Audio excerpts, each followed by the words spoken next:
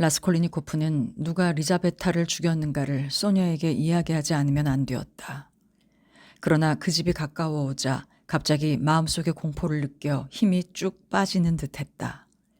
그는 리자베타를 죽인 이야기를 꼭 해야만 하는 걸까 하는 의문에 사로잡혀 문 앞에서 걸음을 멈추고 망설였다.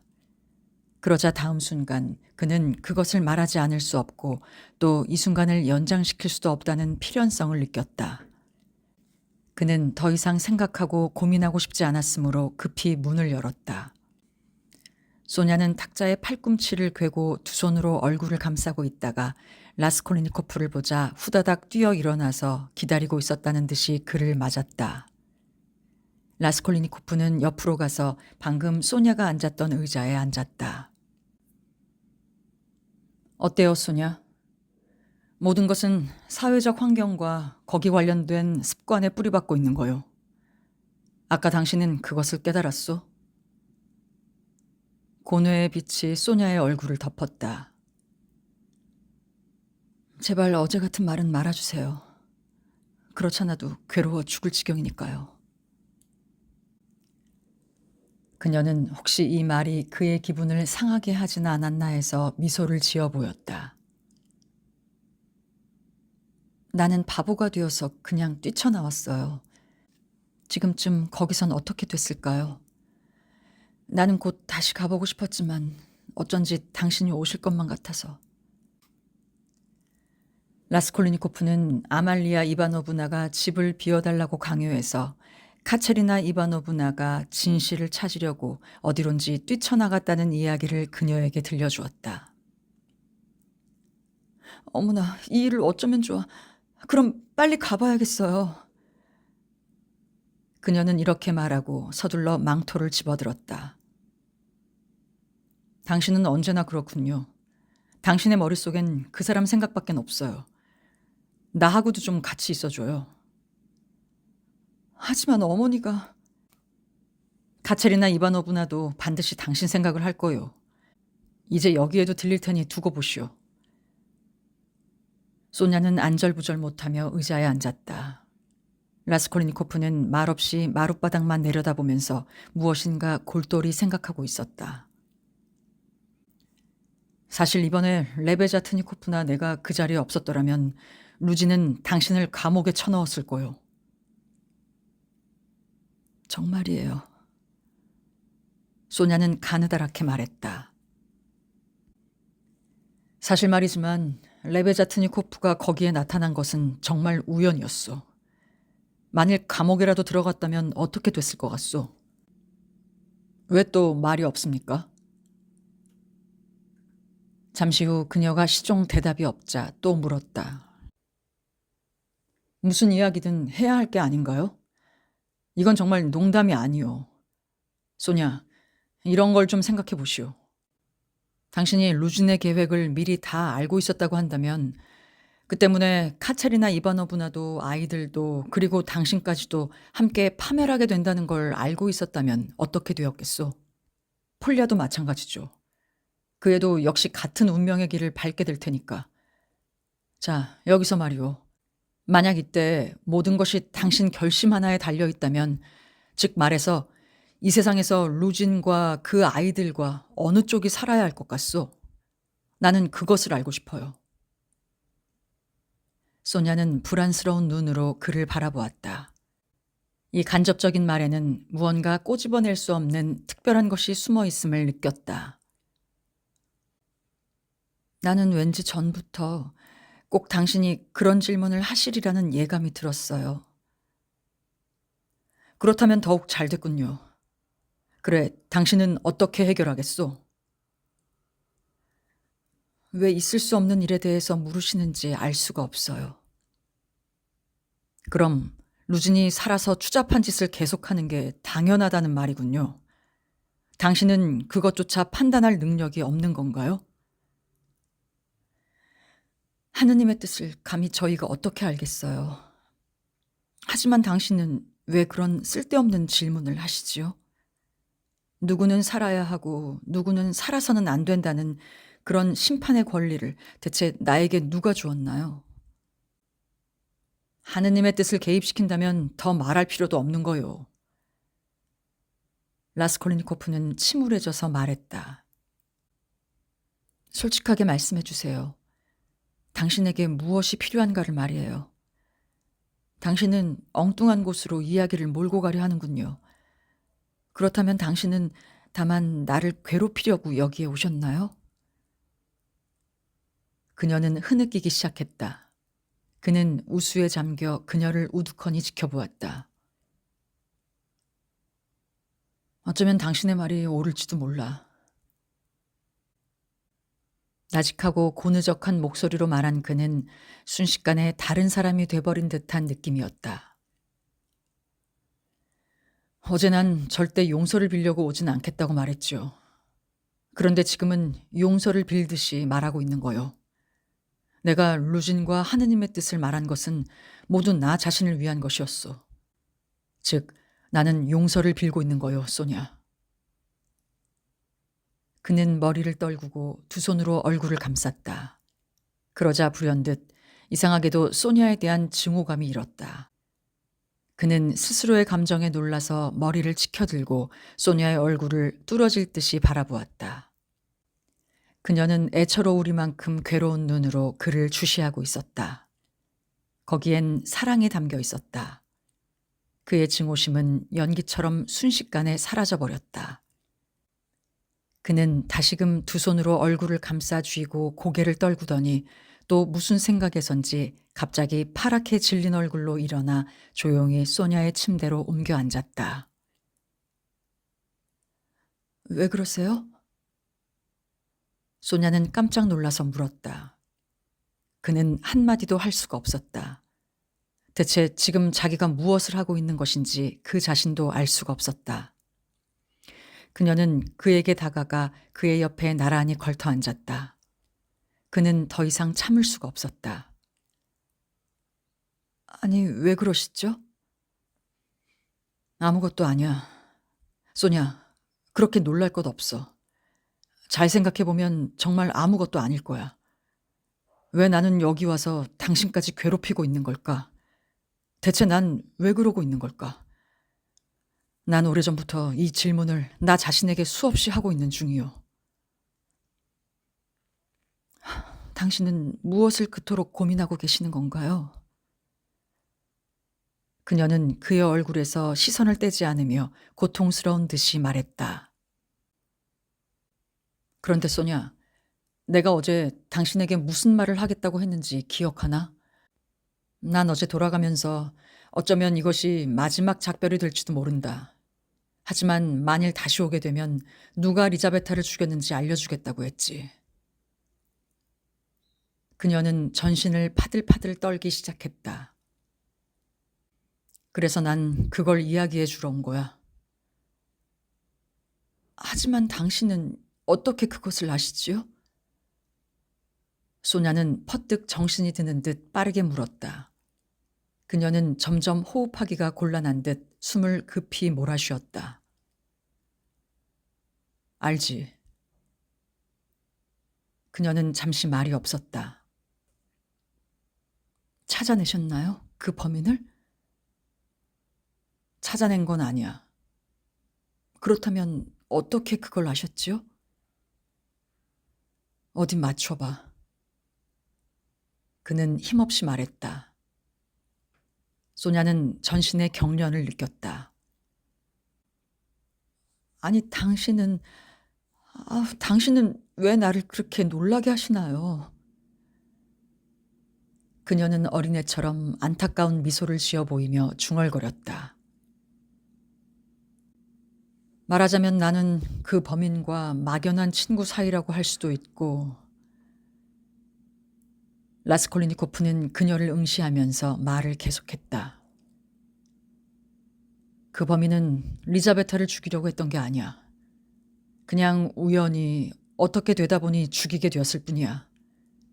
그는 노파만을 죽이려고 했었지. 그런 생각으로 노파가 혼자 있을 때 갔었던 거야. 그런데 그때 리자베타가 들어왔어. 그래서 그만 그 여자까지 죽여버리고 만 거야. 두 사람은 잠시도 눈을 떼지 않고 서로 응시하고 있었다. 그래도 알아맞추지 못해? 높이 매달린 종에서라도 껑충 뛰어내리는 듯한 마음으로 그는 불쑥 이렇게 물었다. 모르겠어요. 소냐는 거의 들리지 않을 정도로 말했다. 좀 더 잘 생각해봐. 그는 소냐를 바라보고 재촉하는 순간 그 얼굴에서 리자베타의 얼굴을 본 듯한 느낌이 들었다. 도끼를 들고 접근해 갔을 때 떠올랐던 그녀의 표정을 그는 확연히 상기하고 있었다. 그녀는 그 얼굴에 어린애와 같은 경악의 빛을 띠고 뒷걸음질을 쳤었다. 지금 소냐에게도 그와 똑같은 현상이 일어나고 있었다. 그녀는 한동안 그를 응시하고 있다가 갑자기 왼손을 앞으로 내밀어 가볍게 그의 가슴을 떠밀고는 조금씩 몸을 뒤로 빼면서 천천히 침대에서 일어섰다.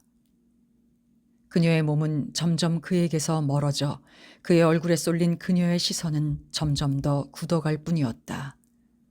그도 그녀와 똑같은 모습으로 소냐의 얼굴을 들여다보았다. 이젠 알 테지? 끝내 그는 이렇게 속삭였다.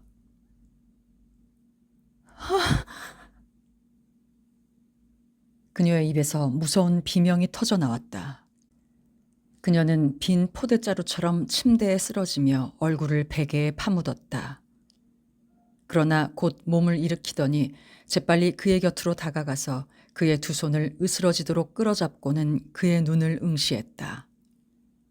절망적인 눈초리로 그녀는 무엇인가 한 가닥 희망이나마 발견하고 그것을 잡아보려는 듯 마지막 몸부림을 쳤다. 그러나 희망은 없었다. 이제는 조금도 의심할 여지가 없었고 모든 것이 그대로였다. 그만 소냐. 제발 나를 괴롭히지 말아줘. 그는 애원했다. 이런 식으로 그녀에게 고백하리라고는 꿈에도 생각지 못했었다.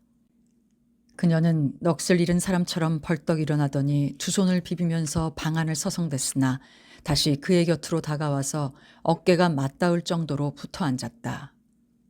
그리곤 그의 앞에 몸을 던져 무릎을 꿇었다. 어쩌자고 그런 짓을. 하고 그녀는 절망적으로 외쳤다. 그러고는 벌떡 몸을 일으키더니 그의 목을 힘껏 껴안았다. 라스콜리니코프는 흠칫 몸을 비키고는 그녀를 서글프게 바라보았다. 소냐, 당신은 이해할 수 없는 여자야. 내가 그런 말을 했는데도 나를 끌어안고 키스를 하다니. 아마 제정신이 아닌 모양이군. 그렇지 않아요. 이 넓은 세상에서 당신보다 더 불행한 사람은 없을 거예요. 그리고 그녀는 발작이라도 일으킨 듯이 울기 시작했다. 그의 가슴은 훈훈한 감정으로 파도치고 있었다. 금방 그의 마음은 누그러졌다. 그는 그 감정에서 저항하려 하지 않았다. 그의 눈에도 눈물이 흘러 속눈썹에 맺혔다. 그럼 당신은 나를 버리지 않겠다는 거지, 소냐? 그는 한 가닥의 희망을 느꼈다. 그럼요. 언제까지나, 어디까지나 난 당신을 따라가겠어요.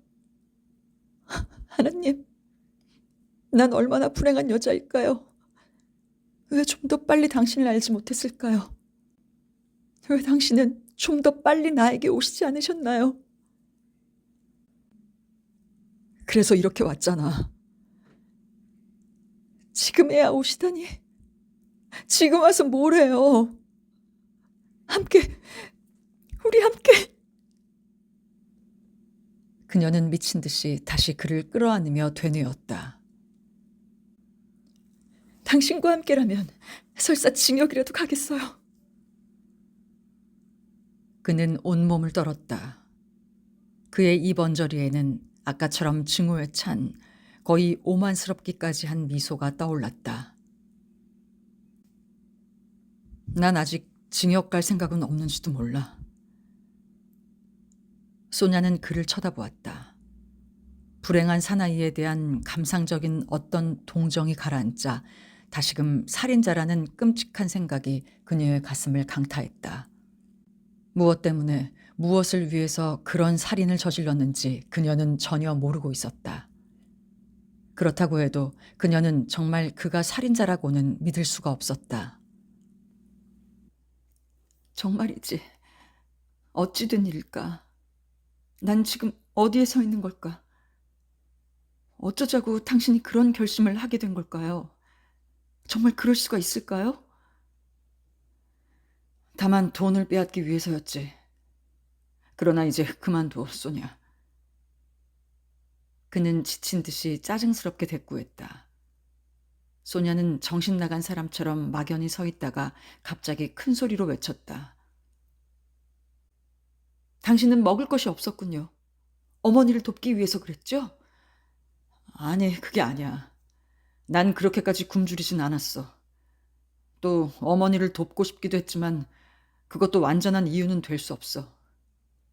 나를 더 이상 괴롭히지 말아줘, 소냐. 소냐는 벼랑간 손뼉을 쳤다. 그럼 정말이란 말인가요? 누가 정말이라고 믿겠어요. 자기 돈을 털어서 남을 도와주는 사람의 돈을 빼앗으려고 살인을 할 수 있을까요? 그럼 카체리나 이바노브나에게 주신 돈도 그 돈도 역시 그 돈은 그렇지 않아. 안심해. 그 돈은 어머니가 어느 상인을 통해서 나에게 보내준 거야. 그 돈은 틀림없이 내 돈이야. 소냐는 그의 말을 들으면서 열심히 무언가를 골몰하고 있었다. 그 돈 말인데 나는 거기 돈이 있었는지조차도 모르고 있었어. 나는 그때 노파가 목에 걸고 있던 지갑을 빼앗았어. 속이 두둑한 양가죽 지갑이었지. 그러나 나는 지갑 속은 보지도 않았어. 아마 열어볼 틈이 없었기 때문이겠지. 그리고 물건이라 해야 주로 옷소매 단추니 장식줄이니 하는 따위뿐이었지만 나는 그런 것을 모두 지갑과 함께 이튿날 아침 어느 거리의 공터 돌 밑에다 숨겨버렸어. 아마 지금도 그대로 파묻혀 있을 거야. 그럼 왜 돈을 빼앗기 위해서라고 말씀하셨어요? 글쎄 모르겠어. 난 아직도 그 돈을 갖느냐 갖지 않느냐 결심이 서질 않아서 그런지도 몰라. 소냐는 여기에 어떤 다른 곡절이 있을 거라고 생각했다.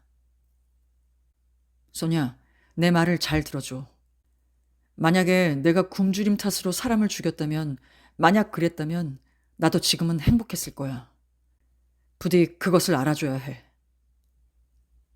소냐는 무슨 말을 하려다가 그냥 침묵을 지키고 있었다. 어제 내가 당신과 함께 가자고 한 건 어디로 가잔 말인가요? 내가 함께 가달라고 청한 것도 오늘 여기 온 것도 목적은 단 하나야. 소냐, 날 버리지 말아줘. 부탁이야.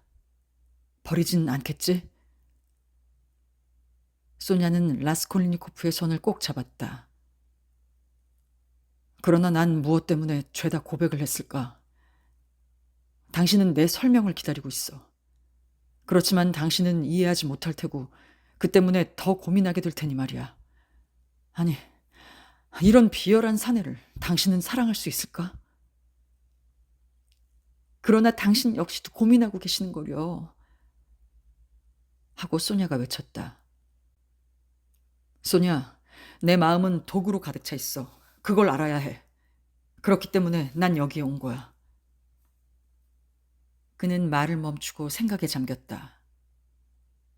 그래, 우린 서로 다른 인간이야. 아무래도 영합될 순 없어. 그런데 난 대체 무엇 때문에 여길 왔을까? 오시길 정말 잘하셨어요. 내가 알게 된 것이 얼마나 다행스러운 일인지 모르겠어요. 그는 괴로운 얼굴로 그녀를 주시했다. 사실은 이렇게 된 거야. 나는 나폴레옹처럼 영웅이 되고 싶었어. 그래서 사람을 죽인 거야. 이젠 알겠어? 아니에요. 제발 말씀해 주세요. 난 알 수 있을 거예요. 마음속으로는 모든 걸 다 알 수가 있을 거예요. 그래? 그럼 말해보지. 그는 잠시 생각을 가다듬었다. 실은 이런 문제를 내 자신에게 제기해 본 적이 있었어. 예를 들어 나폴레옹이 내 위치에 놓여 있다고 한다면 그가 정복한 이집트나 몽블랑 대신에 오직 괴상망측한 과부 할멈밖에 없고 더구나 그 노파의 트렁크 속에서 돈을 꺼내기 위해서 노파를 죽이지 않을 수밖에 없었다면 그는 어떤 태도를 취했을까? 나폴레옹 같으면 주저하기는커녕 그것이 더럽고 악한 짓이라고는 꿈에도 생각지 않았을 것이란 생각이 미치자 나는 말할 수 없이 부끄러운 생각이 들었을 정도였어. 나폴레옹은 우물쭈물할 것 없이 단숨에 목을 졸라 죽이고 말았을 거야. 그래서 나도 더 생각하기를 그만두고 단숨에 해치운 거야. 소냐는 우습게 여겨질 테지? 그러나 여기서 무엇보다도 무서운 것은 이 사건이 그런 이유에서 일어났다는 점일는지도 몰라. 좀 더 솔직히 말해주세요. 그렇게 비유하시지만 말고. 그는 소냐 쪽으로 몸을 돌려 처량한 얼굴로 그녀를 바라보며 두 손을 잡았다. 이번에도 역시 당신의 말이 옳아. 소냐, 이건 모두 무의미한 군소리에 불과해. 당신은 알고 있지? 우리 어머니는 거의 무일푼의 미망인 농인이라는 걸. 누이 동생은 어떻게 교육은 받았기에 남의 집 가정교사라도 옮겨 다닐 수가 있지만 그 두 사람의 희망은 오직 나 하나에 달려 있었던 거야. 나는 대학에 들어가긴 했으나 그것도 일단은 중단하지 않을 수 없는 입장에 있었지. 설사 그대로 계속했다 하더라도 10년이나 20년 후엔 기껏 어느 곳에 교사가 되어 연 1000루블 정도의 봉급쟁이가 고작이었을 거야. 그러나 그때까지 어머니는 고생 때문에 야위어 가겠지. 그리고 누이에겐 더 나쁜 일이 일어날지도 몰라. 도대체 무엇 때문에 그들의 치욕을 내가 얌전히 참고 있어야 하느냔 말이야.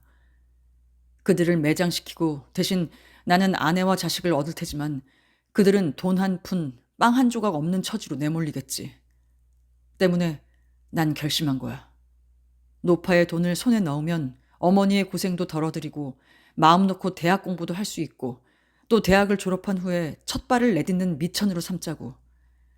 그야 물론 노파를 죽인 건 나쁘겠지. 자, 이젠 그만하자고. 그는 열이 없는 투로 간신히 여기까지 말을 마치고 그만 고개를 푹 숙였다. 아니에요, 아니에요. 그렇지 않아요. 어떻게 그럴 수가 있나요? 소냐는 절박한 목소리로 부인을 했다. 난 진지하고도 진실하게 말하고 있는 거야. 그건 진실이 아니에요. 하느님. 소냐, 나는 백해무익한 기생충 한 마리를 죽였을 뿐이야. 네?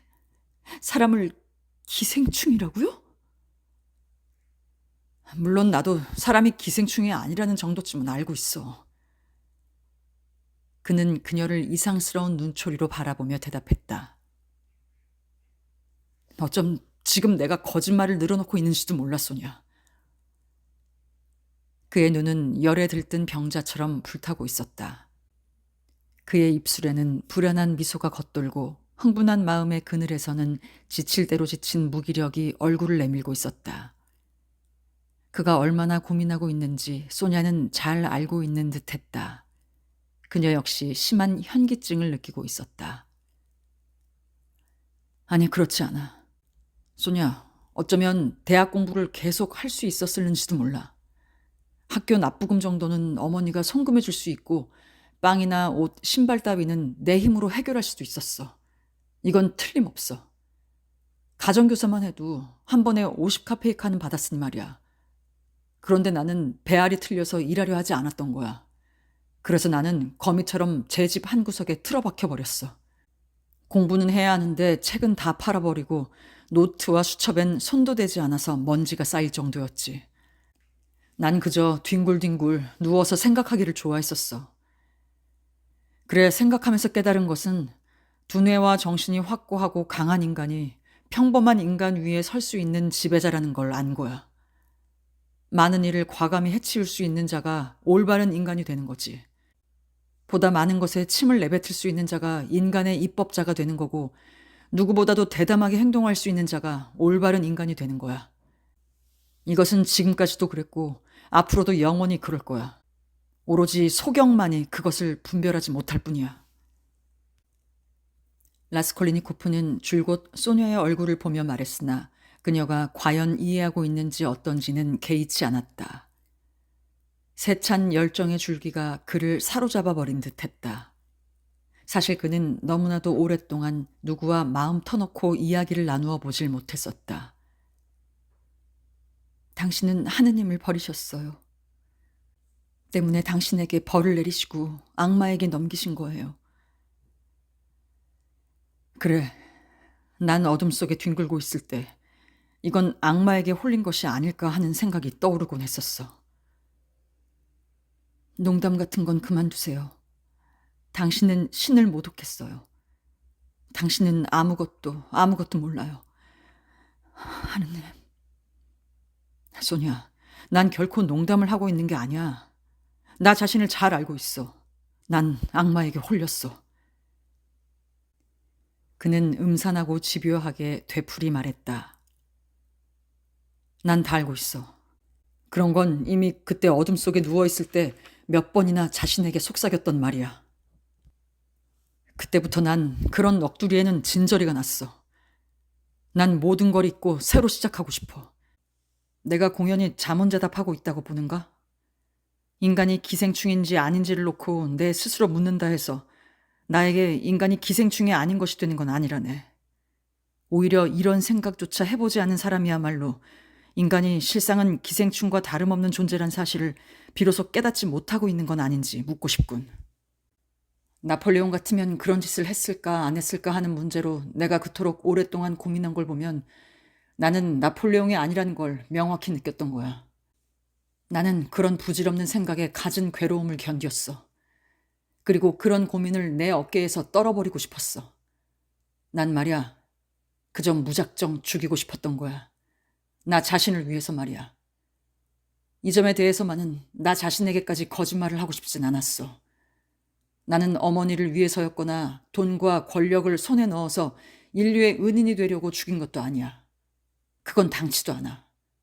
그저 죽이고 싶어서 죽였을 뿐이지. 나도 남들과 같이 기생충이냐 인간이냐 그걸 알아야 했던 거야. 나는 전전긍긍하는 벌레 같은 인간이냐 아니면 권리를 가진 인간이냐. 아니, 권리란 사람을 죽일 권리란 말인가요? 그때는 악마 녀석인 나를 유혹해놓고선 나중에 가서는 네가 그런 짓을 할 권리는 없었다. 왜냐하면 너도 다른 모든 사람과 똑같은 기생충에 지나지 않으니까 라고 하더란 말이야. 악마란 놈이 나를 우롱했던 거야. 그래서 난 당신을 찾아왔었어. 자, 어서 손님 대접을 해야지. 만약 내가 벌레가 아니라면 뭐 때문에 당신을 찾아왔겠어? 실은 그때 내가 노파에게 간 것은 그저 시험 삼아 가봤던 것에 불과해. 그 점을 알아줘. 그러고는 죽였군요. 죽였군요. 그런데 내가 정말 그 노파를 죽인 걸까? 아니야. 나는 나 자신을 죽인 거지. 그 노파를 죽인 게 아니야. 나는 거기서 단숨에 나 자신을 죽여버린 거야. 순식간에 번민의 몸서리를 치면서 그는 외쳤다.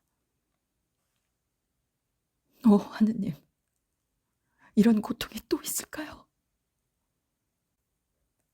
소녀의 여인 입에서 괴로운 비명이 흘러나왔다. 자, 말해줘. 이제 어떻게 하면 좋지? 그는 번쩍 고개를 쳐들고 흉하게 일그러진 얼굴로 그녀를 바라보며 물었다. 어떻게 하면 좋으냐고요? 일어나세요. 지금 곧 여기서 나가서 내 거리에 서세요. 그리고 거기에 엎드려서 우선 당신이 더럽힌 돼지에 입을 맞추세요. 다음 사방으로 돌아가며 온 세계를 향해서 절을 하고 분명히 들리도록 큰 소리로 나는 사람을 죽였습니다 라고 외치세요. 그렇게 하면 하느님께서 당신에게 새로운 생명을 내려주실 거예요. 가시겠지요? 가시겠지요? 그녀는 온몸을 후들후들 떨면서 그의 두 손을 움켜쥐고 이글거리는 눈으로 그를 응시했다.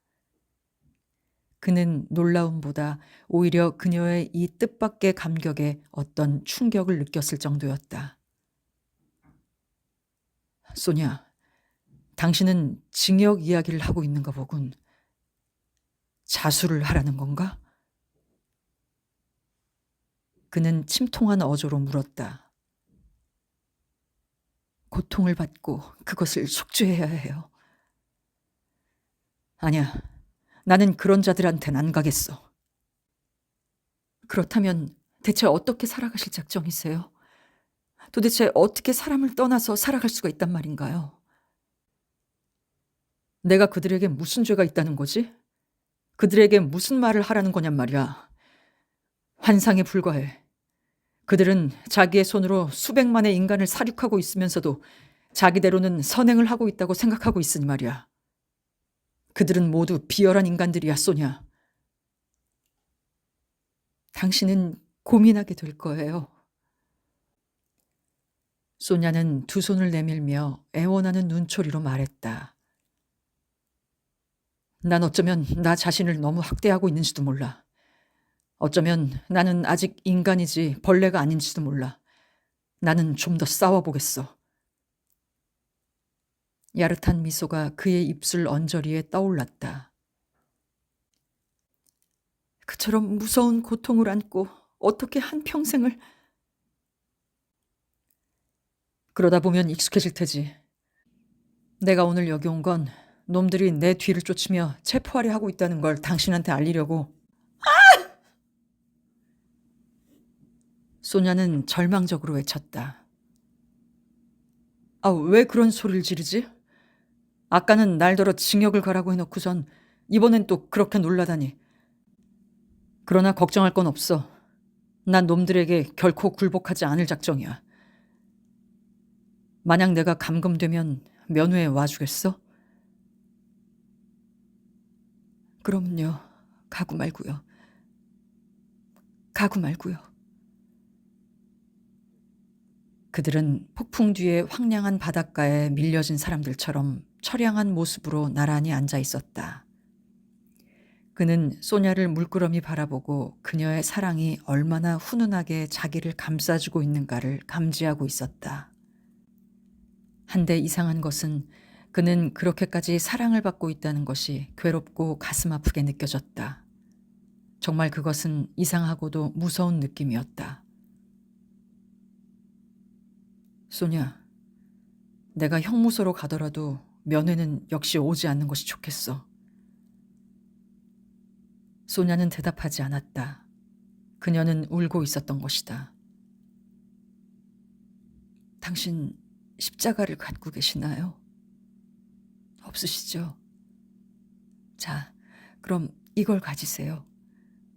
노송으로 만든 거예요. 나에겐 리자베타가 준 구리 십자가가 또 하나 있어요. 리자베타와 서로 십자가를 교환했었죠. 그녀는 나에게 십자가를 주고 나는 그녀에게 조그만 성상을 주었어요. 난 앞으로 리자베타에게 얻은 십자가를 걸겠으니 당신은 이것을 받아두세요. 자, 이건 내 것이에요. 이제부터 우린 함께 고통을 갖는 거예요. 함께 십자가를 지는 거랍니다. 받기로 하지.